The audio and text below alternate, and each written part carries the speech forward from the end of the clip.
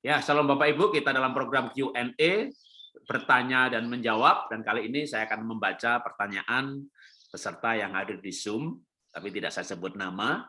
Ya, pertanyaannya singkat, tapi esensinya ya cukup esensial. Bagaimana menghadapi suami yang tidak mau mempercayakan keuangan kepada istri, sementara dia sendiri tidak bisa kelola keuangan? Waduh, jadi punya suami duitnya dipegang sendiri, nggak percaya sama istri. Ya, silakan Pak Aryono. Wah, ini latar belakangnya berarti yang bekerja suami ya dalam hal ini ya. Nggak ada latar belakang, jadi bisa dibahas umum aja, boleh. Ya, jadi anggaplah yang bekerja suami, istri di rumah, tapi ternyata suami tidak mempercayakan kepada istri dalam hal keuangan. Nah, memang dalam keluarga, dalam rumah tangga Kristen khususnya, sebenarnya masalah keuangan itu harus terbuka. Istilahnya tidak lagi ada uang suami, uang istri, apalagi ada uang simpanan, uang kaos kaki, repot. Ya. Jadi, nah persoalannya adalah kenapa sampai suami ini tidak mempercayakan keuangan kepada istri. Ini kan harus ditelusuri juga. Harusnya kan memang idealnya kalau suami yang bekerja di luar rumah, istri dalam rumah, maka pengelola tanda petik keuangan rumah tangga si istri kan seperti itu. Tapi saya menjumpai tidak semua rumah tangga seperti itu. Kadang ada istri yang tidak mau mengelola bahkan. Maaf, seperti saya sendiri, istri saya nggak mau pegang uang. Nah, istri saya nggak pegang uang, silakan saya. Tapi dalam hal ini pun saya juga tidak seenak semau gue gitu menggunakan uang. Ada apa-apa saya bilang, mah ini ada ini. Saya terima gaji pun saya laporkan, meski kemudian bukan pemegang uangnya gitu. Bukan berarti saya tidak mempercayakan istri saya, dia yang tidak mau pegang uang.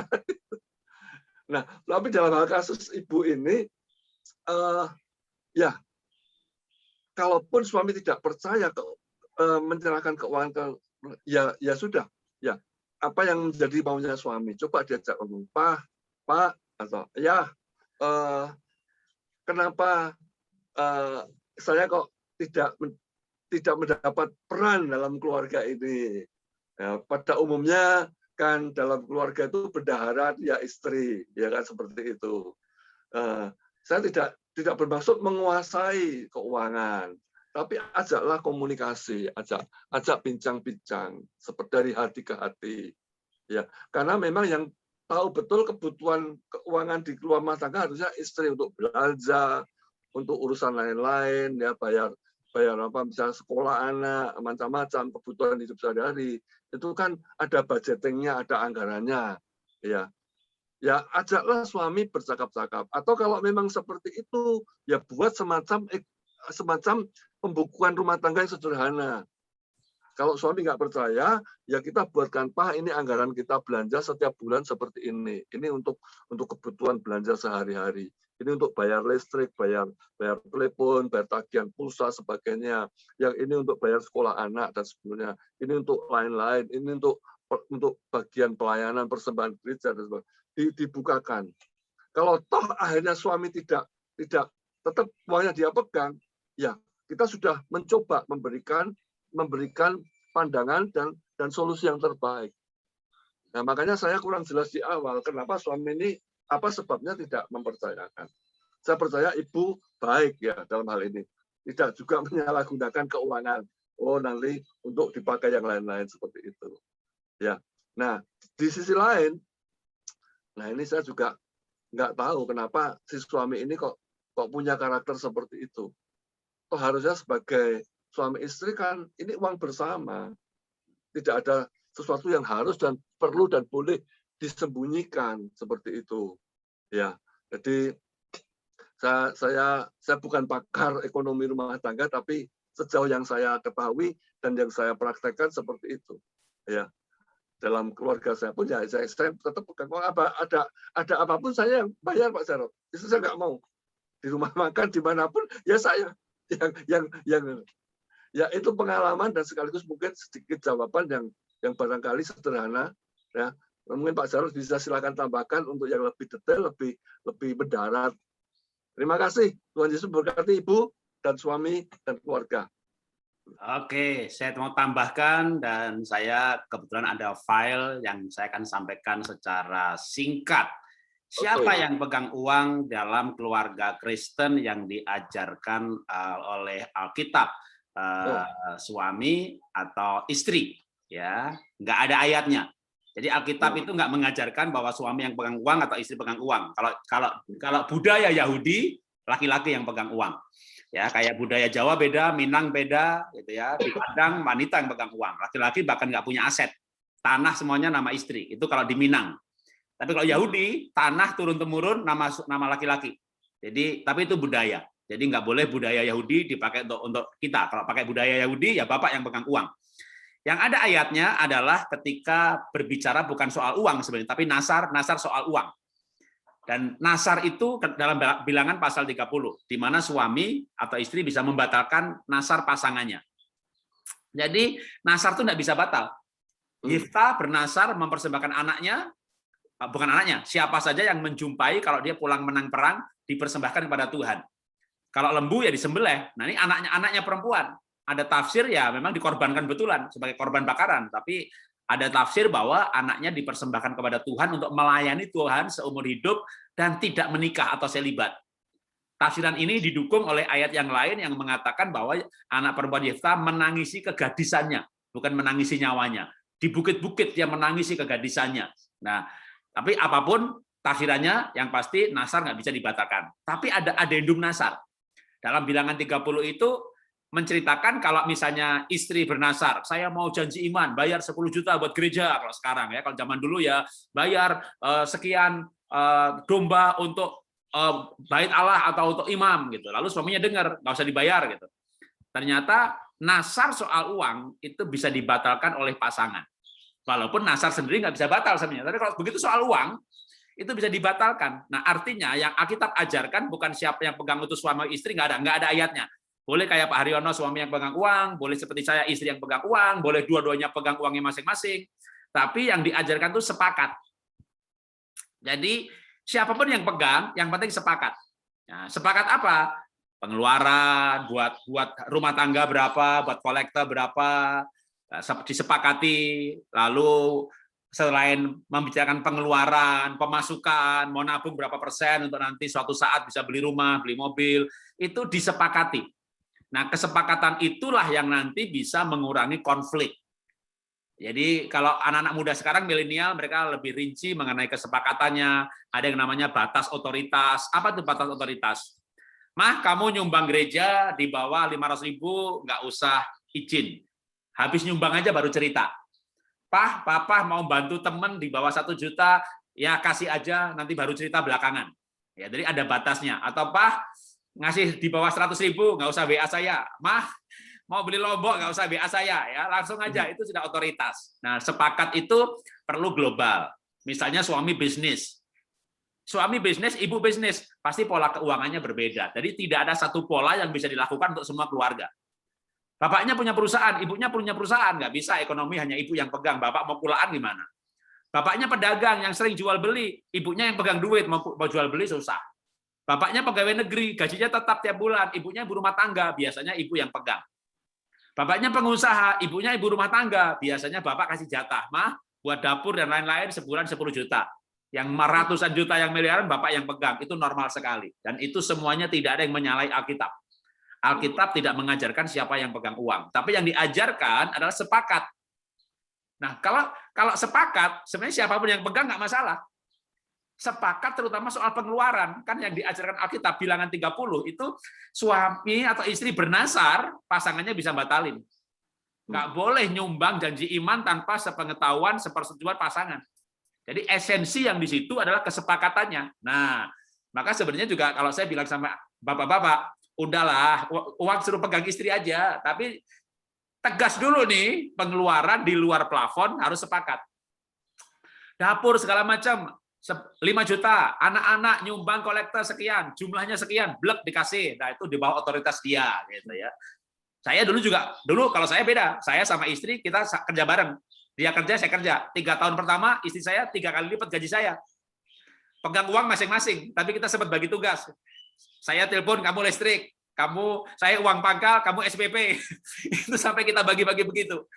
Tapi akhirnya saya usaha diberkati, saya bilang sama istri, kamu keluar dari perusahaan. Bantu saya kerja. Jadi saya pakai plafon. Kamu sebulan butuh berapa? 10 juta, 20 juta? Saya genapi per bulan plus saldo untuk 6 bulan ke depan. Tapi kalau saya pegang uang, saya akan putar lagi, bisnis, investasi dan sebagainya, gitu ya. Jadi ada otoritas yang memang di bawah wewenang ibu, itu juga boleh. Nah, sekarang saya beda lagi, ya. Ketika usaha makin diberkati dan dengan berjalannya waktu, saya makin percaya sama istri. Jadi begitu menikah, kita nggak percaya 100%. Belum percaya 100%, jujur belum. Pacaran 6 tahun. Kan kita mikir gitu, percaya bukan begini, bukan dia korupsi, enggak. Kalau uang dia pegang semuanya, nanti kalau saya minta uang buat ibu saya dikasih enggak ya? Kita nggak yakin gitu, mendingan pegang masing-masing dah gitu, pegang masing-masing. Jadi saya ada dana operasional, mau bantu ibu bantu aja, habis itu cerita, setuju nggak setuju kan saya tinggal cerita gitu kan. Sama juga kalau uang yang dia pegang, dia mau bantu adiknya, kalau dia udah cerita saya mau ngapain gitu kan? Itu tapi sampai lama-lama beda. Lama-lama kalau saya bilang yang aku ngasih ibu tadi, ibu kan sakit tuh, tak kasih 5 juta, dia di rumah sakit habis 10 juta. Terus kurang dong 5 juta lagi. Kan saya punya kakak, punya adik. Ya, mereka kan kurang diberkati. Kayak gitu-gitu harusnya kamu paling nggak kamu 7,5 lah. Jadi berkali-kali kalau saya pengen ngasih 5, istri saya usul 7,5. Saya mau ngasih 2, dia usul 3 gitu. Saya pikir ya udah kalau gitu kamu pegang semuanya deh. Sekarang istri saya pegang semuanya gitu. Maka kalau saya diminta tanya, Pak, dalam keluarga Kristen siapa yang pegang uang? Kalau ibunya murah hati, bapak yang pegang. Kalau bapaknya murah hati, ibu yang pegang. Gitu. Jadi, kalau bapaknya ini orangnya gampang kasihan, lihat pendeta desa kasihan, lihat orang susah kasihan, gitu dah, istri yang pegang. Saya ini seperti itu, jadi duit saya habis melulu. Tapi kalau istrinya nih gampang kasihan, bapak yang pegang. Istri dijatah aja, sebulan 10 juta, 20 juta, tergantung kemampuan berapa menjatah. Ya. Sampai bisa dipercaya. Suami tidak percaya atau istri tidak percaya, kadang-kadang ada track record. Bukan soal, misalnya ibunya pernah ngasih duit diam-diam ke adiknya, nggak ngomong lah, itu kan uang saya, kenapa? Ya uang kita, tapi kamu namanya uang kita, ada saya di situ. Kamu ngasih ibu kamu gitu, sekali 2 kali, udah berikutnya dijatah pasti ya Pak dia nggak akan percayakan. Dan butuh waktu bertahun-tahun untuk bisa membuat percaya. Kalau mau ya dengan tips kayak istri saya. Kalau bapaknya mau ngasih ibunya dia, kasih lebih aja, nanti dia akan percaya. Sebaliknya, kalau kita mau ngasih keluarga kita tanya dulu, gitu. Jadi percaya itu butuh waktu. Nah, ada lagi suami tidak percaya sama istri, bukan soal istrinya murah hati gitu, impulsif.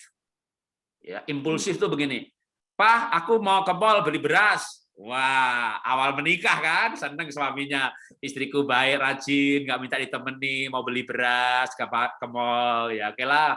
Oke, dadah saya, nggak ditemenin nih, bantu ngangkat, nggak bisa kok, oke gitu. Pulang dari mall, bawa beras, tas, sendal, baju, dan kawan-kawan, lebih banyak daripada harga berasnya. Waduh, suaminya setruk, saudara ya, lihat tagihannya. Nah itu pasti berikutnya dia nggak akan percaya. Penutupnya adalah firman Tuhan berkata, orang yang jujur akan dipercaya. Jadi jangan minta orang mempercayai, tapi tunjukkan integritas kejujuran. Suami mungkin nggak minta laporan, bikin laporan, bikin catatan, diberi uang suami 5 juta, keluarnya berapa, saldonya berapa, nggak ada selisih. Jadi ada istri yang rajin mencatat, naik angkot 2.000, ditulis, dicatat. Apalagi kalau suaminya otak kirinya bagus, seorang akuntabel yang pendidikannya adalah soal angka, entah itu pembukuan, notaris dan sejenisnya. Itu laki-laki tipe teliti. Ya, itu punya suami seperti itu, ibunya harus untuk dipercaya. Tidak ada pilihan selain membuat laporan yang terinci. Nggak bisa misalnya, duitnya kemana? Masuk kamu nggak percaya sama saya sih? Ya aku nggak bisa catat dong, gitu kan? Kan ya beli beras, beli ini. Kalau nggak percaya, hitung aja sendiri. Ya sudah. Kalau kayak begitu, nanti sama suaminya begini, nih 3 juta. Begitu mau minta duit lagi, bonnya mana? Bonnya mana? Ini kenapa selisih 5.000? Kan aku naik angkot, minta tanda tangan sama supir angkot. Saya berjumpa loh Pak sama suami yang begitu, karena istrinya nggak bikin laporan, disuruh bikin nggak mau. Dan disuruh bikin suruh nulis pengeluaran, marah, nangis. Kamu nggak percaya sama saya, gitu ya. Gimana mau dipercaya? Tidak teliti, tidak mencatat. Maka saran saya ibu-ibu, bukan hanya kepada ibu ini, tapi juga yang mendengarkan. Kalau mau dipercaya, maka jujur, transparan, bikin laporan. Nanti kalau dipercaya, nah Alkitab berkata, orang yang bisa dipercaya mendapat banyak berkat. Kalau kita dipercaya sama Tuhan, karena kalau kita ini bukan hanya berdoa, Tuhan berkati saya gitu, tapi laporan sama Tuhan. Tuhan, terima kasih dengan berkat-Mu, bulan ini 10 juta. Aku perpuluhan 1 juta Tuhan, aku bantu orang miskin sekian juta Tuhan, aku tabung sekian juta, tolong Tuhan dikoreksi, apakah pengeluaran saya ini cukup rohani di hadapan Tuhan. Kalau saya berdoa seperti itu, Tuhan tuh jawab begini loh dalam hati nurani saya, Jarot, banyak orang minta tapi nggak laporan, cuma kamu yang laporan. Saya tahu nih banyak orang nggak laporan sama Tuhan. Nah, kalau kita dipercaya sama Tuhan, maka Alkitab berkata, orang yang dipercaya mendapat banyak berkat. Kenapa saya orang miskin, merantau ke Jakarta, tinggal di rumah 6 kali 6 meter persegi, di pinggir kuburan tahun 90. Sekarang rumah saya halamannya ribuan meter. Bahkan punya sekolah, punya properti, punya yang lain, yang lebih 50 miliar. Belum lagi usaha-usaha. Dari mana saya bisa dapat? Saya dimodali orang lain. Ketika saya punya integritas, kejujuran, orang yang punya uang, taruh duitnya di saya untuk saya putar. Saya dikasih saham 50%, saya nggak store duit. Waktu saya dipercaya orang lain. Tapi saya dipercaya, kalau saya kongsian, saya tidak makan uang. Semuanya dibukukan dan dilaporkan. Saya orang sanguin, yang nggak bisa pembukuan. Tapi saya belajar menulis. Saya belajar jujur dan tertulis. Ada orang karena jujurnya malah nggak tertulis. Jadi banyak orang tuh yang justru yang jujur-jujur, murni, tapi nggak pandai menulis. Jadi dia emang hidup dengan kejujurannya. Masa sih nggak percaya gitu? Tapi ingat, ada orang lain tidak seperti Anda. Jujur itu hitam di atas putih. Keluar masuk sama, nggak ada beda Rp1.000 pun. Jadi ada orang yang saking telitinya nih, angkanya meleset Rp1.000, dicuali untuk nyari itu dia ngantuk minum kopi 20.000. Dan dia puas bisa menemukan melesetnya di mana. Oh, bunga bank bulan ini lupa ditulis. Jadi kalau kita nabung nih, kan ada bunganya, ada potong biaya administrasi, 1 nggak kecatat. Sampai sekecil itu dia telitinya. Dan kalau nggak ketemu, dia cari untuk nyarinya lebih mahal. Tapi dia puas. Karena dia in-out-nya balance. Nah, Anda punya suami seperti itu, nikmati. Punya suami seperti itu, nikmati. Anda pasti merasa nggak dipercaya, nggak dicintai, tapi akan merubah Anda menjadi orang lebih sistematis, lebih teratur, dan yang pasti adalah nanti begitu tercapai, bisa dipercaya. Kita dipercaya Tuhan, dapat berkat dari Tuhan. Dipercaya oleh suami, firman Tuhan berlaku vertikal dan horizontal. Firman Tuhan berkata, orang yang bisa dipercaya mendapat banyak berkat. Istri saya, kalau saya kasih uang buat ibu saya 1 juta, ditambahi. Jadi saya percaya sama dia, maka dia mendapat banyak berkat dari saya. Sekarang semuanya tak kasih dia. Jual laku lukisan, laku kasih dia. Melayani, kalau Pak minta nomor rekening, tak kasih nomor rekeningnya dia. Udah semuanya dia pegang, semuanya. Saya hanya pegang di dompet cukup buat seminggu aja. Nanti kalau kurang saya minta lagi sama dia. Karena saya percaya pasti dia kasih. Kalau saya mau ngasih orang, saya minta dia yang transfer. Saya mau nolong orang, nyumbang orang, saya minta dia yang transfer. Belum pernah dia tolak. Paling dia nanya, dia siapa butuh dibantu? Ibu saya masuk rumah sakit, dia yang transfer. Jadi saya jadi kayak bos saja. Transfer. Ya, tapi kalau istrinya malah kayak istrinya Pak Haryono, itu namanya berkat buat Pak Haryono. Bisa bahagia pegang uang loh. Orang itu pegang uang bahagia loh, saudara. Punya istri nggak mau pegang uang itu. Ini laki-laki yang belum menikah perlu, yang dengar program ini perlu tanya nanti sama Pak Haryono. Pak, gimana cara istri? Tanda-tanda cewek nanti jadi seperti itu. Itu blessing aja Pak. Ya, biar kita nggak tegang jawab pertanyaan masalah semuanya bikin menangis.